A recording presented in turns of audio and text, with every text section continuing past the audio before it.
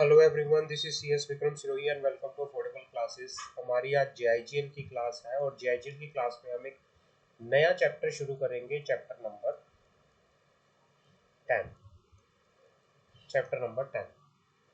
Number 10 के अंदर आज हम एक नया चैप्टर जिसका नाम है लिमिटेशन एक्ट 1963 बात करेंगे। लिमिटेशन एक्ट 1963 ये एक नया हम एक्ट स्टार्ट कर रहे हैं, एक हमारा नया चैप्टर है। अगर मैं इस बात करूं लिमिटेशन एक्ट, क्या है ये एक्ट, कहाँ एप्लीकेबल होता है, किन किन चीज़ों में एप्लीकेबल होता है, बात करते हैं। पहला, ये एक्ट कब बना था? ये एक्ट बना था 1 जनवरी। ये एक्ट बना था 1 जनवरी 1963 के अंदर। 1 जनवरी 1963 के अंदर। It is applicable to all over India. It is applicable to all over India except the state except the state Jammu and Kashmir. Jammu and Kashmir, Jammu और कश्मीर को छोड़ के बाकी पूरे इंडिया पे ये एप्लीकेबल होता है। समझ आ गया? तीसरा, ऑब्जेक्ट। ऑब्जेक्ट क्या है? Object of the act, object of the act to quit long possession, to quit long possession,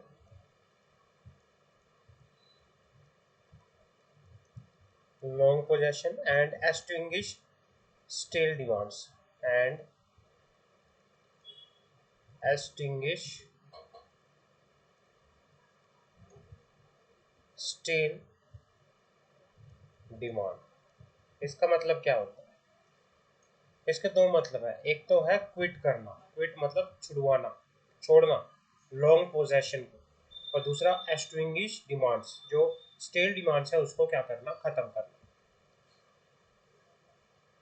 low help the diligent not indolent. एक डिलीजेंट को हेल्प करता है जो ये लिमिटेशन एक्ट है।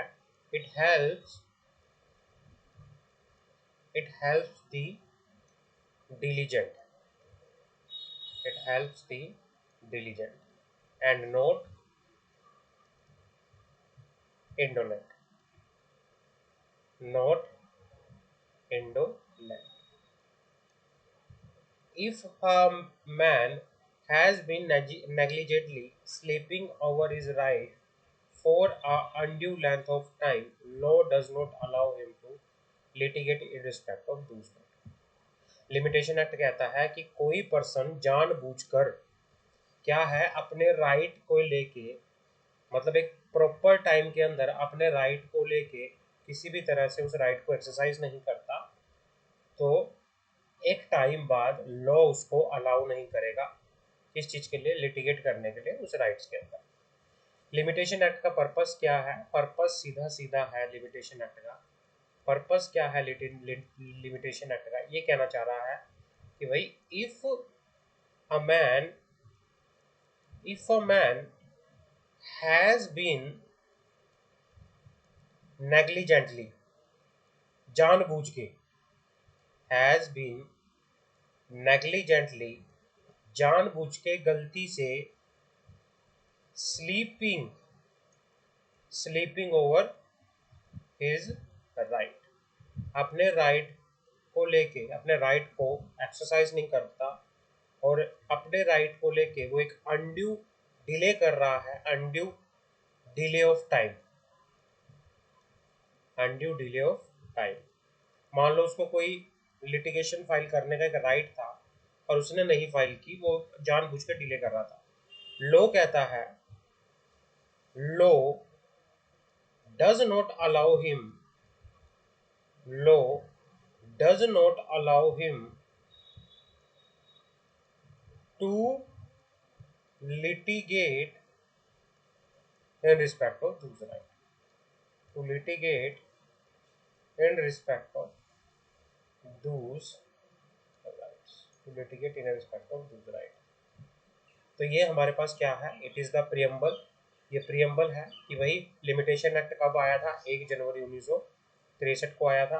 कहाँ एप्लीकेबल होता है, पूरे इंडिया पे एप्लीकेबल होता है, सिर्फ जम्मू एंड कश्मीर को छोड़ के। ऑब्जेक्ट क्या है एक्ट का, इसका ऑब्जेक्ट है कि किसी लॉन्ग पोजेशन को क्विट करना। लॉन्ग पोजेशन किसी भी चीज़ में हो सकता है, कोई राइट है ना, और उसको एक्सटिंग्विश करना स्टेल डिमांड्स, एक्सटिंग्विश करना स्टेल डिमांड्स। भाई एक टाइम बाद जो एक डिमांड्स एकदम से कर रहा है, अनड्यू डिमांड कर रहा है किसी चीज़ की, उसको खत्म करना।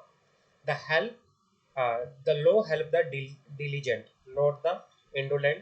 if a man has been negligently sleeping over his right, कि भाई कोई पर्सन जानबूझकर अपने राइट को एक्सरसाइज नहीं कर रहा, अनड्यू डिले कर रहा है, तो लॉ उसको अलाउ नहीं करेगा कि वो क्या करे, उस राइट के रिगार्डिंग कोई मैटर में लिटिगेट करे। समझ आ गई कि भाई फिर उसको अलाउ नहीं किया जाएगा। एक लिमिटेशन टाइम जब एक्सपायर हो जाएगा, तो एक लिमिटेशन टाइम एक्सपायर होने के बाद उसको अलाउ नहीं किया जाएगा इस चीज़ के लिए कोई केस फाइल करने के लिए। समझ आ गई, आगे बढ़ते हैं,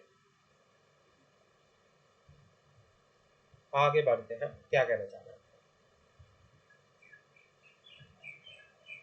हाँ, आगे आते हैं। Law of limitation bar only the remedy. ये क्या है, law of limitation, law of limitation bar only the remedy, bar only the remedy. को एक वो केस लो आया था, dyeing Bombay dyeing and manufacture company versus state of Bombay, versus state of Bombay. ये case law आया था, ये केस लो आया था। इस केस लो में क्या बोला गया था, the law of limitation bar the remedy in a court of law. कि भाई जब एक लिमिटेशन का पीरियड एक्सपायर हो जाएगा, तो कोर्ट क्या कर देगी, रेमेडी का जो क्या है उसको क्या कर देगी, बार कर देगी। उस रेमेडी को क्या कर देगी, कोर्ट के अंदर जो रेमेडी पर्सन ले सकता था वो नहीं ले सकता अगर लिमिटेशन का पीरियड एक्सपायर हो गया है। समझ आ गई। ये कहना चाह रहा है कि भाई the law of limitation, the law of limitation bar the remedy, bar the remedy in a court of law, in a court of, in a court of law, only when, only when the period of limitation expire। मान लो कोई remedy, मतलब court के अंदर कोई remedy लेने का, remedy मतलब कोई भी रिलीफ, रिलीफ लेने का एक टाइम पीरियड था कि भाई इतने टाइम के अंदर आप कोर्ट में केस फाइल करके रिलीफ ले सकते हो, कोई रेमेडी ले सकते हो। बट लिमिटेशन पीरियड एक्सपायर हो गया है, जिसकी वजह से कोर्ट के अंदर अब रेमेडी लेना क्या हो जाएगा, बार हो जाएगा, as per the law of limitation.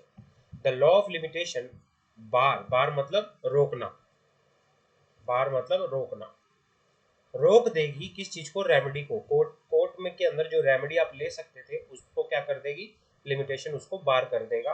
When the period of limitation has expired, जब पीरियड ऑफ लिमिटेशन जो होगा, पीरियड ऑफ लिमिटेशन जो होगा वो क्या हो जाएगा, एक्सपायर हो जाएगा, एक्सपायर। सब क्लियर है। But it does not, but it does not, but it does not extinguish, extinguish the right that it cannot be enforced by, the right that, but it does not extinguish the right that it cannot be enforced by judicial process, it cannot be enforced by, it cannot be enforced by judicial process, judicial process। ये कहना चाह रहा है कि भाई अगर कोई limitation का पीरियड एक्सपायर हो गया है, तो जो जो रेमेडी है कोर्ट के अंदर वो क्या हो जाएगी, बार हो जाएगी, the bar in the remedy in the court, जब क्या होगा, पीरियड का लिमिटेशन का टाइम एक्सपायर हो जाएगा। बट जो ये है, but it does not extinguish, खत्म नहीं करता कि इस चीज को, राइट को, that it can not be enforce by the judicial process. वो जुडिशियल प्रोसेस से एनफोर्स करवा सकता है, उस राइट को एक्सटिंग्विश नहीं किया जा सकता। Thus, if a claim is satisfied outside the court of law after the expiry of period of limitation, that is not illegal. Thus, if a claim is satisfied outside the outside the court of law after the expiry of period of limitation, that is not illegal, that is not illegal। अगर claim satisfy हो जाता है court के बाहर, ठीक है ना, court के बाहर अगर कोई claim after the expiry of period satisfy हो जाता है कि वो क्लेम इलीगल नहीं है, तो उस केस में जो राइट है किसका, एक पर्सन का जो राइट है वो जुडिशियल प्रोसेस के थ्रू एनफोर्स किया जा सकता है, उसका राइट एक्सटिंग्विश नहीं होगा। अगर क्लेम सेटिस्फाई हो जाता है कि भाई हाँ एक लीगल क्लेम है वहाँ पर, तो उसके पास राइट है किस चीज़ के लिए, कि वो जुडिशियल प्रोसेस से क्या कर सकता है, उसको इन्फोर्स करा सकता है। और सिर्फ यहाँ पे जो रेमेडी है, अगर लिमिटेशन का पीरियड एक्सपायर हो जाता है, जो रेमेडी है उस पर क्या हो जाएगा, बार लग जाएगा, वो रेमेडी उसको नहीं मिल पाएगी after the expiration of the limitation period. But वहाँ पे जो राइट होता है वो क्या नहीं होता, एक्सटिंग्विश नहीं होता, राइट खत्म नहीं होता, अगर आपका क्लेम जो है कोर्ट के बाहर सेटिस्फाई हो जाए कि ये इलीगल नहीं है। समझ आ गई? आगे बात करते हैं।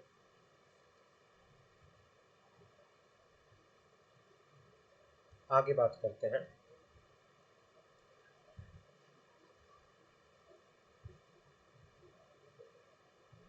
एक एक चीज को बड़ा ध्यान से सुनना, इसमें इम्पोर्टेंट चैप्टर है और रेलेवेंट रहेगा ये हर एक चीज से, एग्जामिनेशन पॉइंट ऑफ व्यू से भी। अब बात करते हैं बार ऑन लिमिटेशन। अब बात करते हैं, हमारे पास चीज आती है bar of limitation, bar of limitation, bar of limitation. Bar of limitation की बात करते हैं, क्या है।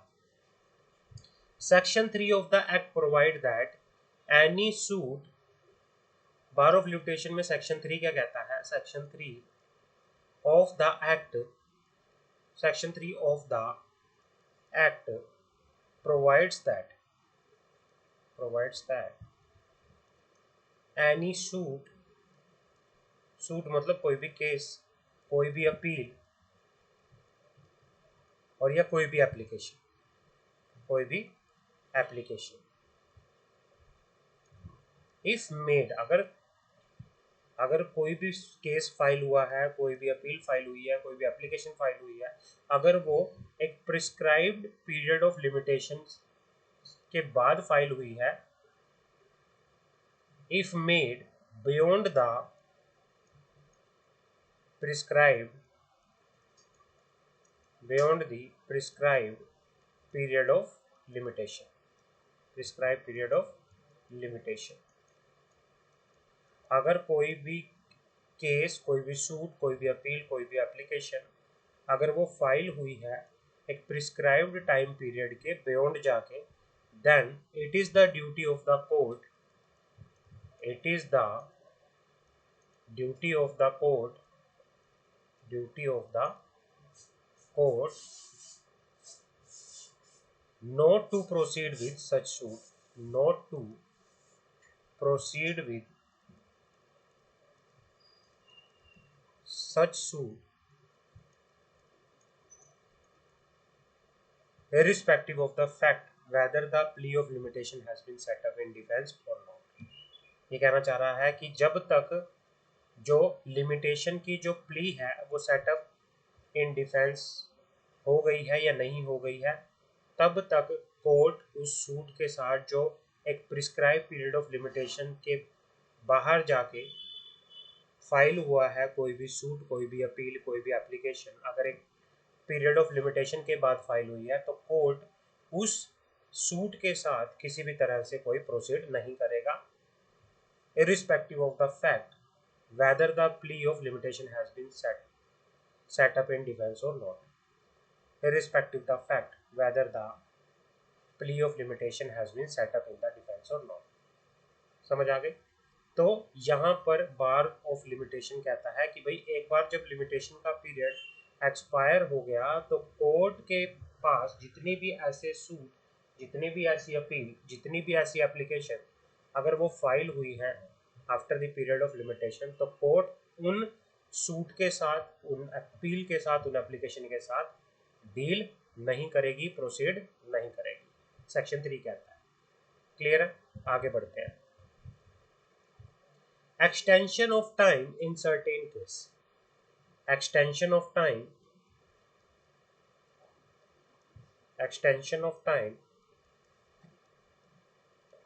in certain case, certain cases। Doctrine of sufficient cause। क्या होता है doctrine of sufficient cause? sufficient cause।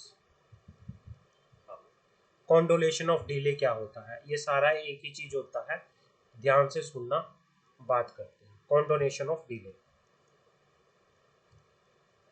Section 5 बात करता है लिमिटेशन एक्ट की। Section 5 condonation of delay. बात करते हैं सेक्शन 5 की।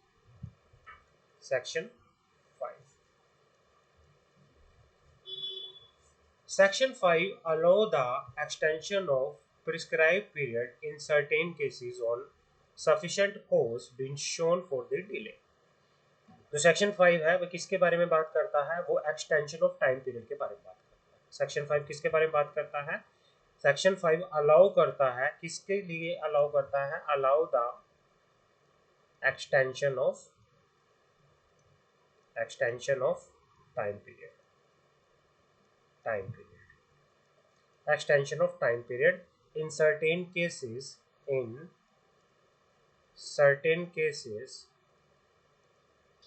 sufficient cause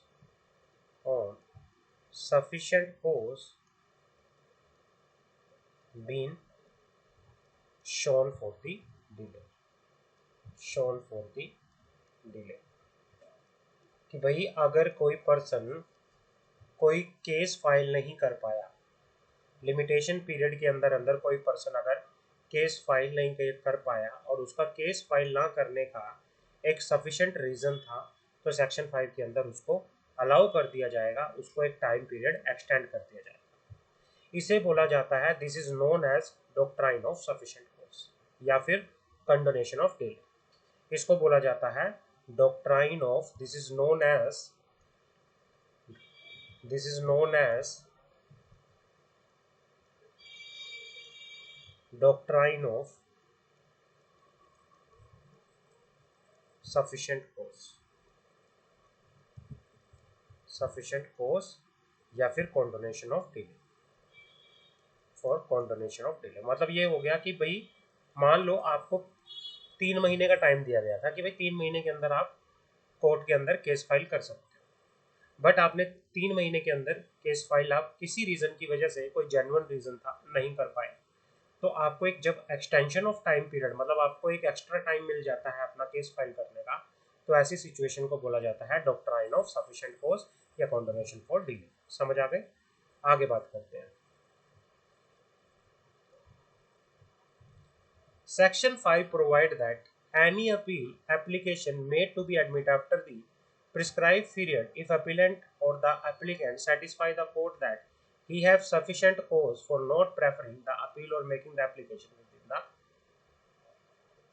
such period। ये कहना चाह रहा है कि अगर कोई एप्लीकेशन या फिर कोई भी अपील जिसको एडमिट किया गया है after the prescribed time period, अगर मतलब एक टाइम पीरियड के बाद अगर किसी अपील या एप्लीकेशन को एडमिट किया गया है और वहाँ पर अपीलेंट या फिर एप्लीकेंट जो वो फाइल कर रहा है वो कोर्ट को सेटिस्फाई कर देता है कि भाई हाँ उसके पास एक जेन्युइन रीज़न था जिसकी वजह से वो क्या नहीं कर पाया, वो अपील या एप्लीकेशन फाइल नहीं कर पाया उस पीरियड के अंदर, तो क्या हो जाएगा, उसकी अपील और उसकी एप्लीकेशन को एडमिट कर दिया जाएगा। Thus, the court may admit an application or appeal even the expiry of the satisfied time period of limitation if it is satisfied that satisfied with the applicant or the appellant as the case may be as to the sufficient cause for not making with it। मतलब ये कहना चाह रहा है कि भाई अगर court admit कर लेती है, कोर्ट क्या कर सकती है, एडमिट कर सकती है किसी भी एप्लीकेशन को, किसी भी अपील को, even after the expiry of the specified period of limitation. Specified period of limitation के बाद भी कोर्ट किसी की अपील एप्लीकेशन को एक्सेप्ट कर सकती है अगर कोर्ट सेटिस्फाई हो जाए कि भाई हाँ उस पर्सन के पास क्या था, एप्लीकेंट के पास एक सफिशिएंट रीज़न है, किस चीज़ के लिए रीज़न है कि भाई वो क्यों फाइल नहीं कर पाया, उसके पास एक सफिशिएंट रीज़न है, तो सफिशिएंट रीज़न के बेस पे उसकी एप्लीकेशन को after the period of time of limitation के बाद भी उसको क्या कर दिया जाएगा, एक्सेप्ट कर लिया जाएगा। समझ आ गई? जो सफिशिएंट कोज है इसको लिमिटेशन एक्ट के अंदर डिफाइन नहीं किया गया। It depend upon the circumstances of each case, however it must be a cause which is beyond the control of the party. Clear है कि भाई ऐसी कोई इमरजेंसी सिचुएशन होगी जो पार्टी के कंट्रोल में नहीं थी, तो उस सारी सिचुएशन को क्या बोला जा सकता है, उसको बोला जा सकता है, क्या बोला जा सकता है वहां पे, सफिशिएंट कोज बोला जा सकता है। सफिशिएंट कोज क्या होता है भाई, बियॉन्ड दी कंट्रोल, जो कंट्रोल में नहीं थी, कोई भी सिचुएशन होगी जो कंट्रोल में नहीं थी जिसकी वजह से वो अपील एप्लीकेशन नहीं फाइल कर पाया एक टाइम पीरियड के अंदर, तो उसको एक टाइम एक्स्ट्रा अलाउ कर दिया जाएगा अपील एप्लीकेशन फाइल करने के लिए। इसे बोला जाता है डॉक्ट्राइन ऑफ सफिशिएंट कोज। ठीक है ना। अब बात करते हैं जो ये सेक्शन है, सेक्शन 5। सेक्शन 5 कौन सा, जो ये डॉक्ट्राइन ऑफ सफिशिएंट कोज वाला, जो डॉक्ट्राइन ऑफ सफिशिएंट कोज वाला हमारा ये सेक्शन है, ये कहाँ एप्लीकेबल नहीं होता, कहाँ एप्लीकेबल नहीं होता, इसकी एक्सेप्शन है, कुछ एक्सेप्शन। जो ये सेक्शन 5 है, तीन चीजें होती है, एक होता है सूट, एक होता है अपील, एक होता है एप्लीकेशन।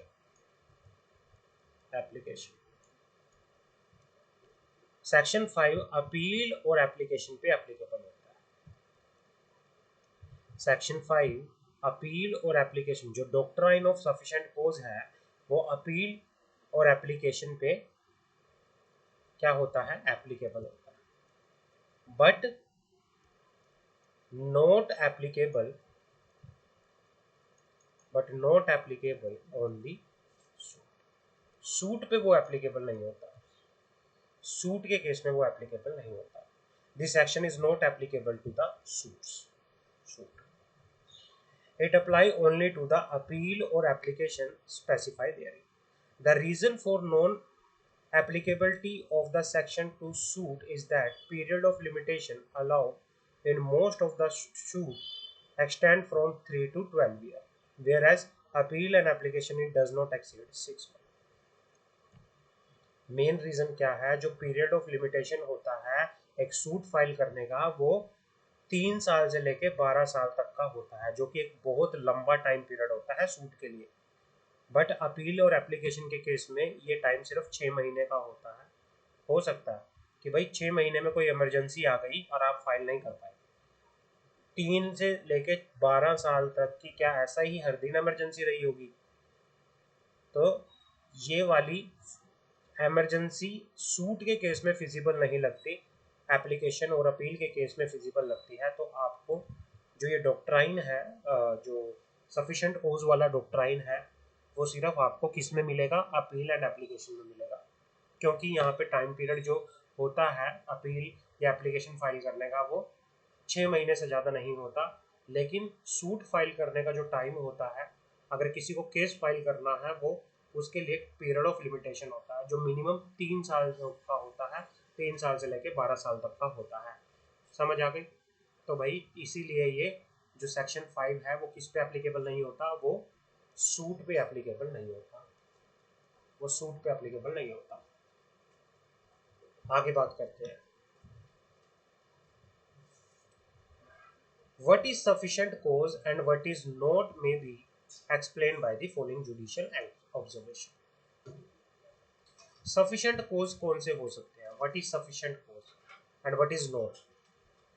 कौन कौन से sufficient cause हैं, कौन कौन से sufficient cause नहीं है, उसके बारे में बात करते हैं।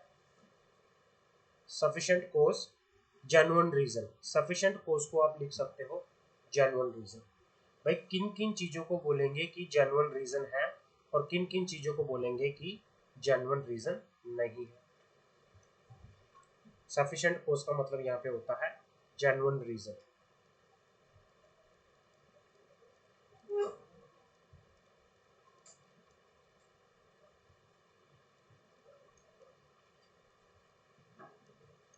जेन्युइन रीजन बात करते हैं। व्हाट इज सफिशिएंट कोज और व्हाट इज नॉट सफिशिएंट कोज में B explained by the following judicial observation. Wrong practice of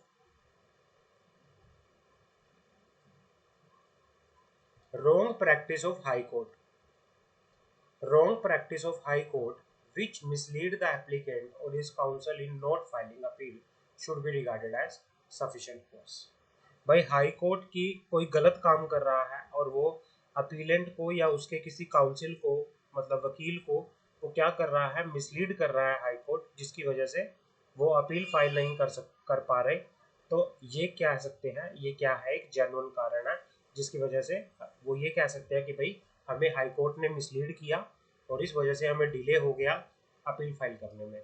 तो इसको एक जेन्युइन रीजन बोला जा सकता है। दूसरा, in certain case mistake of counsel may be taken into consideration in condemnation of delay, but such mistake must be bona fide.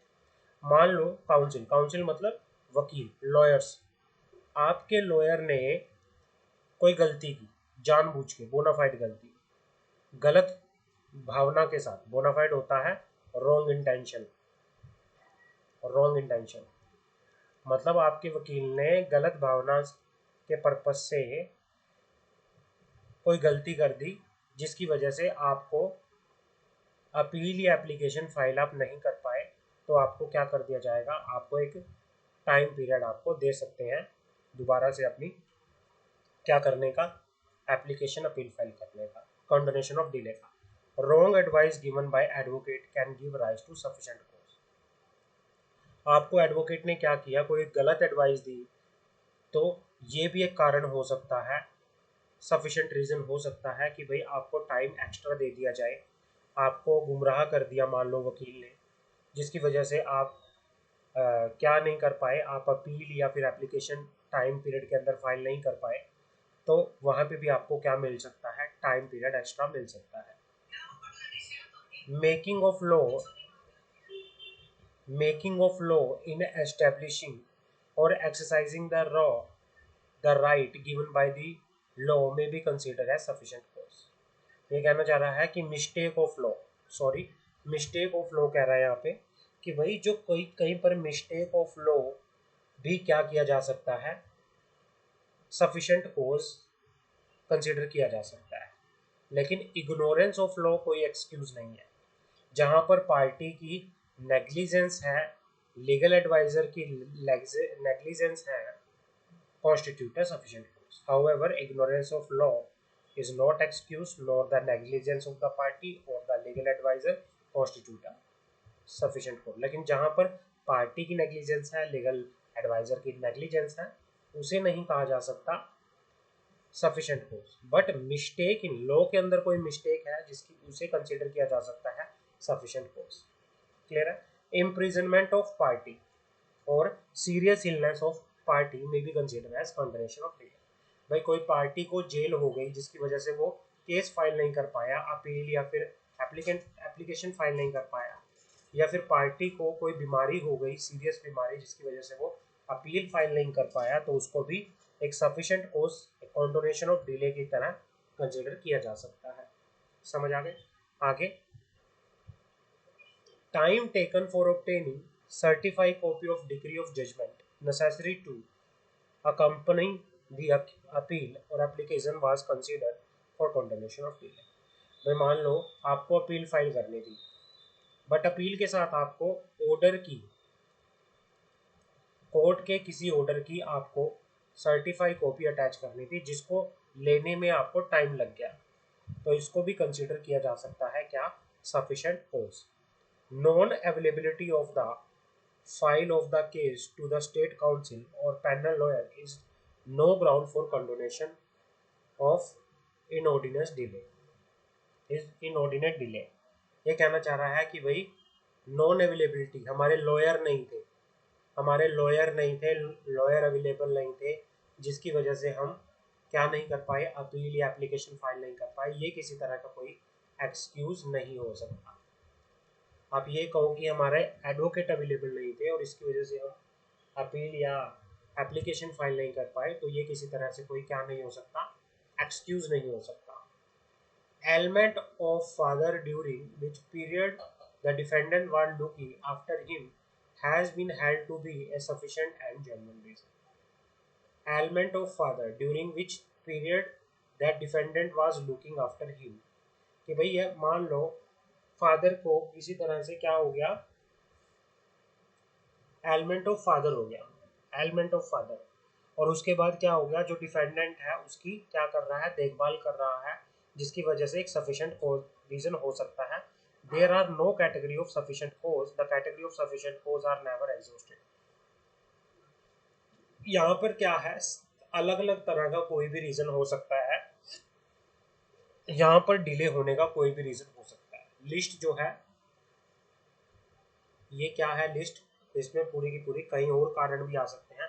Main reason यहाँ पे ये है कि किन वजह से आपकी अपील जो है लेट हो सकती है, और आपकी अपील को सफिशिएंट रीजन बोला जहाँ पर आप लेट हो गए तो वहाँ पे आपके कुछ कारण हो सकते हैं, और वे कारण इनमें से कुछ भी हो सकता है। हमने ये कारण डिस्कस किए यहाँ पे, तो ये कोई भी कारण हो सकता है जिसकी वजह से आप क्या नहीं कर सकते, अपील फाइल नहीं कर पाए, तो ये कई तरह के रीजन होके अपन सर सकते। समझ आ गई? तो ये होते हैं reasons for not filing appeal within the certain period of time, for not filing क्या, application within the period of time. समझ आ गई? आगे बात करते हैं, person under the legal disability. हमारे पास आगे सेक्शन आता है person under the legal disability. ये क्या होता है? सेक्शन 6 बात करता है person under the legal disability. जैसे कौन होता है पर्सन जो लीगली डिसेबल होता है? सेक्शन 6 बात करता है लीगली डिसेबल पर्सन की। लीगली डिसेबल पर्सन कौन होते हैं? लीगली डिसेबल पर्सन कौन होते हैं?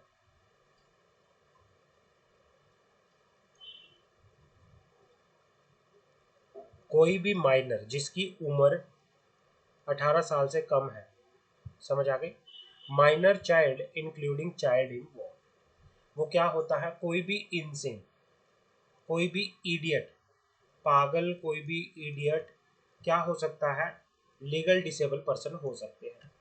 In such a case the person will be entitled to fresh starting point of limitation from the date on which legal disability cease to exist subject to the following condition। मतलब अगर कोई person legally disable हो गया है तो जितने period के लिए वो लीगली डिसेबल है उस पीरियड को लिमिटेशन के अंदर काउंट नहीं किया जाएगा। तो पीरियड ऑफ लिमिटेशन कहाँ से स्टार्ट होगा? जहां से उसकी लीगल डिसेबिलिटी क्या होगी? सीज होगी।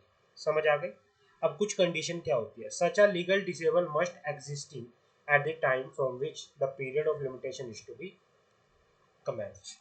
भाई अगर पीरियड ऑफ लिमिटेशन स्टार्ट होना था, ठीक है ना, लेकिन पीरियड ऑफ लिमिटेशन क्यों स्टार्ट नहीं हो पाया? क्योंकि वो लीगल डिसेबल हो गया, वो माइनर था, वो पागल हो गया, वो इडियट था, तो उसकी वजह से पीरियड ऑफ लिमिटेशन कब स्टार्ट होगा, जब उसकी लीगल डिसेबिलिटी क्या हो जाएगी, सीज हो जाएगी, जब बंद हो जाएगी उसकी legal disability. The person under legal disability must be entitled to institute the suit और मेक एन एप्लीकेशन। पर्सन क्या है कि कोई लीगल डिसेबल पर्सन है, बट उसके पास राइट है किस चीज का, कि वो क्या कर सकता है, कोई भी केस कोई भी एप्लीकेशन फाइल कर सकता है। लेकिन जो उसका पीरियड ऑफ लिमिटेशन है, पीरियड ऑफ लिमिटेशन जब वो लीगल डिसेबल होगा, तो पीरियड ऑफ लिमिटेशन कब स्टार्ट होगा, पीरियड ऑफ लिमिटेशन उस दिन स्टार्ट होगा जिस दिन उसकी लीगल डिसेबिलिटी दूर हो जाएगी। तो ये होता है legal disability. Section 6 further provide that if a person is affected by several disability at a one point of time, then the person may file a suit or make application after disability have ceased। कि मतलब अगर किसी person को several disability है, अलग अलग तरह की कोई डिसेबिलिटी है एक टाइम पे, वो पागल भी है, वो माइनर भी है, तो फिर वो सूट या फिर एप्लीकेशन कब फाइल कर सकता है, जब उसकी डिसेबिलिटी क्या हो जाएगी, दूर हो जाएगी, उसकी डिसेबिलिटी क्या हो जाएगी, दूर हो जाएगी। आगे बात करते हैं, आगे बात करते हैं। If one person, if one legal disability is followed by another, then the person may institute a suit after all the disability have ceased। ये कहना चाह रहा है कि भाई अगर एक पर्सन लीगल डिसेबल था, बट उसके बाद दोबारा से वो, पहले वो माइनर था फिर वो पागल हो गया, तो वो कब केस फाइल कर सकता है, वो केस तब फाइल कर सकता है जब उसकी सारी की सारी डिसेबिलिटी क्या हो जाएंगी, दूर हो जाएगी। If the legal disability continue up to the death of the person, अब मान लो भाई पर्सन लीगल डिसेबल था और उसकी डेथ हो गई, ठीक है ना, उस केस में क्या होगा, if the legal disability continue up to the death of the person, then his legal representative may institute the suit and make an application within the same period after the death as would otherwise have been allowed from the time specified in the schedule। अगर मान लो किसी legal disabled person की death हो जाए, फिर उसका जो legal representative है, उसका बेटा या कोई भी, वो क्या कर सकता है, कोर्ट के अंदर केस फाइल कर सकता है, सूट फाइल कर सकता है, एप्लीकेशन फाइल कर सकता है आफ्टर डेथ, ठीक है ना। It may be noted that section does not apply to appeal. जो ये सेक्शन है 6, सेक्शन 5 किस पे अप्लाई नहीं होता, सेक्शन 5 अप्लाई नहीं होता सूट के ऊपर। सेक्शन 6 किसके ऊपर अप्लाई नहीं होता, सेक्शन 6 अप्लाई नहीं होता अपील्स के ऊपर। सेक्शन 6 अप्लाई होता है सूट एंड एप्लीकेशन के ऊपर।